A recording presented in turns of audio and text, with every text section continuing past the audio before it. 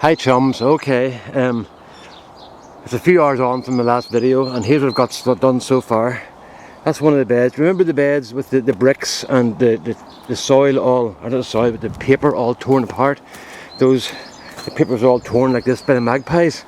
Well, there's the 3 beds I've done there, and they were really bad shape, but no weeds at all hardly. It's just very little superficial little things pulled out with my fingers.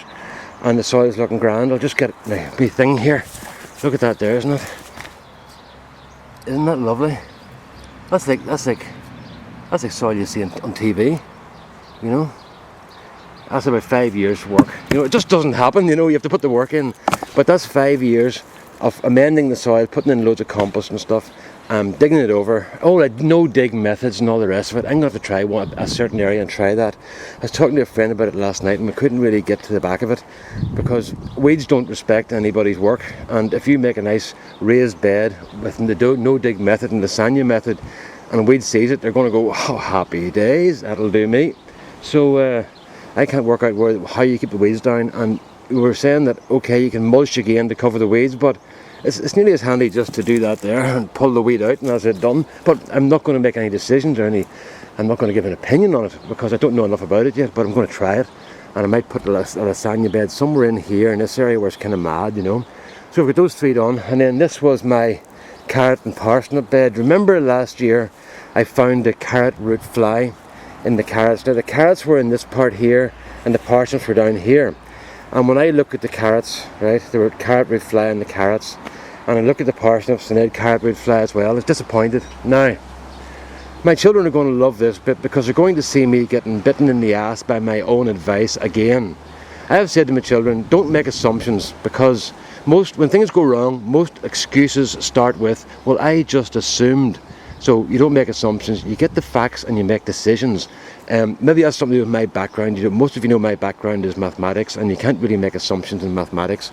I mean, you can imagine yourself in a wages office. If the wages clerk was making up their wages and they earned $200 plus $100 overtime, and their boss came in a week later and said, excuse me, could you explain how your $200 wages plus $100 overtime gave you a check for $16,000. Well, if the clerk said, well, I just assumed that 200 plus 100 was 16,000, you can see how it doesn't work in mathematics, you know.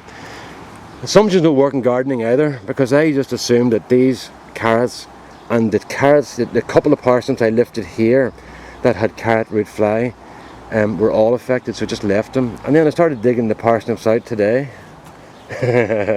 Yeah, dozens and dozens of parsnips just like that, and they're no good because they're like rubber, and if you tried cooking them they just taste really bitter. It's like people overwintering carrots and discovering they're bitter. They look grand, but they get bitter after a certain amount of frost makes them sweet, but then they turn bitter, and especially when they're starting to go to seed, and these things are starting to get the new growth for seed, so there's no point using them. But that'll teach me a lesson to make sure I check the bed instead of just walking away and leaving it.